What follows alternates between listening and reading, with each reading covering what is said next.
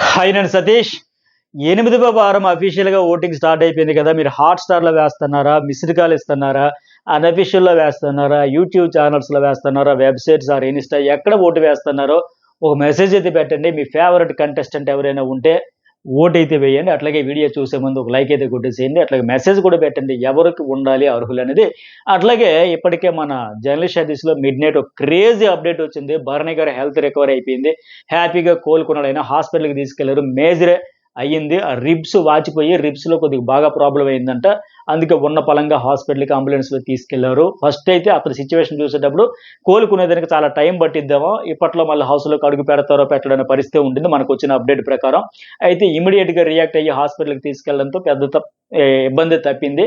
అనారోగ్య సమస్యలంతా క్లియర్ అయిపోయినాయి. హ్యాపీగా అనుకుంటే ఆయన రికవర్ అయిపోయారు. హాస్పిటల్ నుంచి మళ్ళీ బిగ్ బాస్ హౌస్‌లోకి అడుగు పెట్టేసాడు. దమ్ము Sreeja team versus Bharani Shankar team మధ్య రచ్చ రచ్చ టాస్క్‌లు అయితే అవుతా ఉన్నాయి. ఆ టాస్క్‌లో భరణి ఎంట్రీ ఇచ్చిన తర్వాత ఈ అప్డేట్స్ అన్నీ కలిపి ఇప్పటికే జర్నలిస్ట్ సర్వీస్‌లో వీడియో అనలైజ్ చేసి పెట్టా. ఆ వీడియో చూడని వాళ్ళు కూడా చూడండి. ఇక ఓటింగ్ వరకు వెళ్ళిపోదాం. ఈ ఓటింగ్‌లో ఆ వీడియో కూడా మిస్ కాకండి. ఇక భరణి, దమ్ము శ్రీజ ఇద్దరు హౌస్‌లో ఆటతో, మాటతో చెలరేగిపోతారు. ఇద్దరు బలమైన టీములు కూడా కూర్పు అయితే జరిగింది గనక ఆ అప్డేట్స్ చాలా ఇంట్రెస్ట్‌గా ఉంటాయి. మిస్ కాకండి. సరే ఇక ఓట్ల పరంగా చూసుకుంటే ఏముంది, నేను బాట్స్, పీఆర్ టీమ్స్ అట్లాగే ఫ్యాన్స్ హౌస్‌లోకి వచ్చిన తర్వాత, హౌస్‌లోకి రాకముందు ఎవరికి ఎట్లా ఆడియన్స్‌తో ఎమోషనల్ కనెక్షన్స్ ఉన్నాయి. ఓట్లు పడాలంటే ఇవన్నీ పనిచేయాల్సిందే. ఏదో ఒకటి కాదు. సీజన్‌కి మారిపోతా ఉంది. వాళ్ళ గతంలో ఏంటంటే అక్కడ ఓన్లీ ఒపీనియన్స్ గావచ్చు, వాళ్ళ స్టాండ్ గావచ్చు, వాళ్ళు ఫెయిర్ ఆర్ అన్‌ఫెయిర్ గావచ్చు, వాళ్ళ మాట తీరు, బిహేవియర్ ఈ సంచాలకుగా ఎట్లా చేసిర్రు ఇవన్నీ ఉండేవి. కానీ ఇప్పుడు రోజులు మారుతా ఉన్నాయి కదా! సీజన్‌లు పెరుగుతా ఉన్నాయి కదా! సీనియారిటీ పెరిగే కొద్దీ అన్ని రకాల శక్తులు పెట్టాల్సిన అవసరం ఉంది. దాంతో మనం ఆటలో ముందుకు పోవచ్చనే విషయం వాళ్ళకి అర్థమైతా ఉంది గనుక ఎవరి శక్తి మేరకు వాళ్ళు అన్ని ప్రయత్నాలు చేసుకుంటా ఉన్నారు. సరే.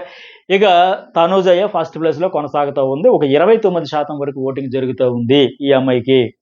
ఇక కొంత కొంత ఎమోషనల్ మళ్ళీ ఆవిడలో మైనస్ ఉన్నది. అదే స్ట్రాంగ్‌గా ఉండాలి. అసలు తనూజ ఏడవని రోజు ఉందా అంటే వెతుక్కోవాల్సి వస్తదేమో హౌస్ నుంచి బయటకొచ్చేసాక.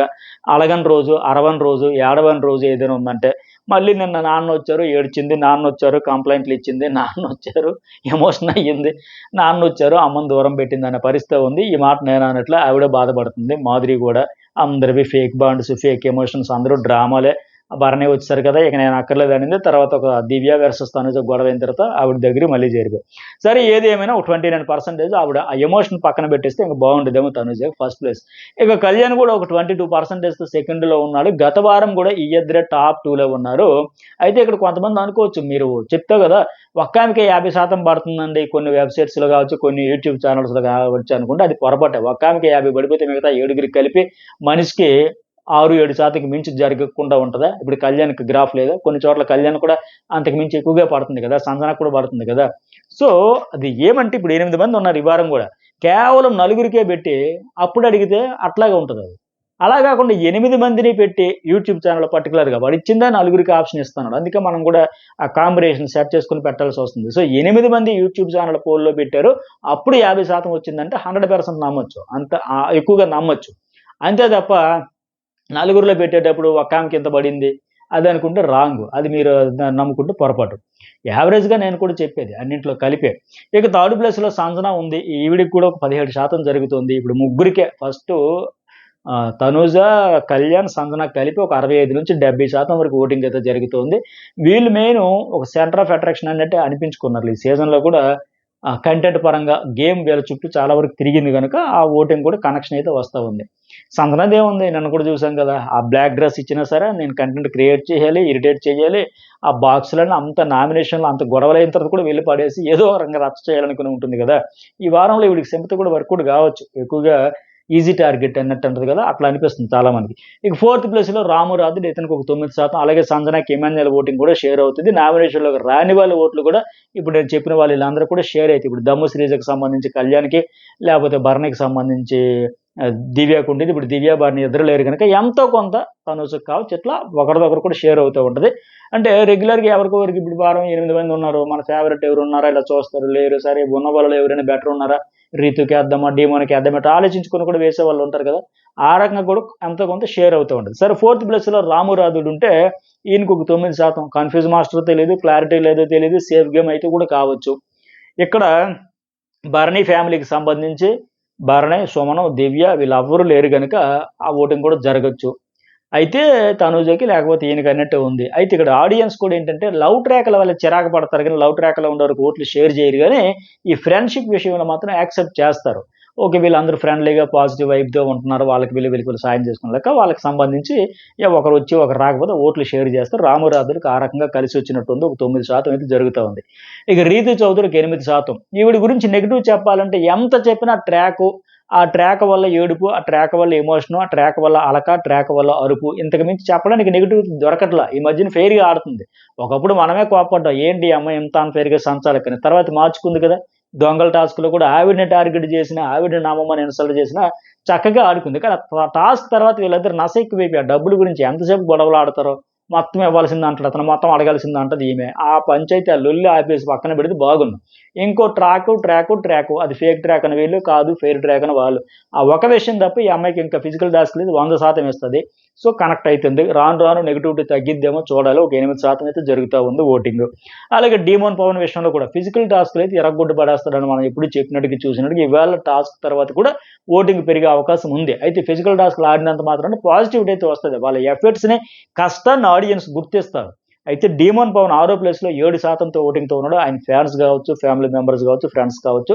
మరి చూసుకోండి, కాస్త ఓటింగ్ ప్రయత్నాలైతే గట్టిగా తీవ్రంగా చేసుకోండి. ఎందుకంటే ఆయన ఫిజికల్ టాస్క్‌లు అంత ఇచ్చి పడేసిన దానికి ఈ ఓటింగ్ చూస్తే బాధ అనిపిస్తది ఎవరికైనా. అయ్యో పాపం! ఇతనికి చెప్పా గదా! వాళ్ళిద్దరికి ట్రాక్ లేకపోతే ఇంకా వేరే లెవెల్ ఉండేదేమో.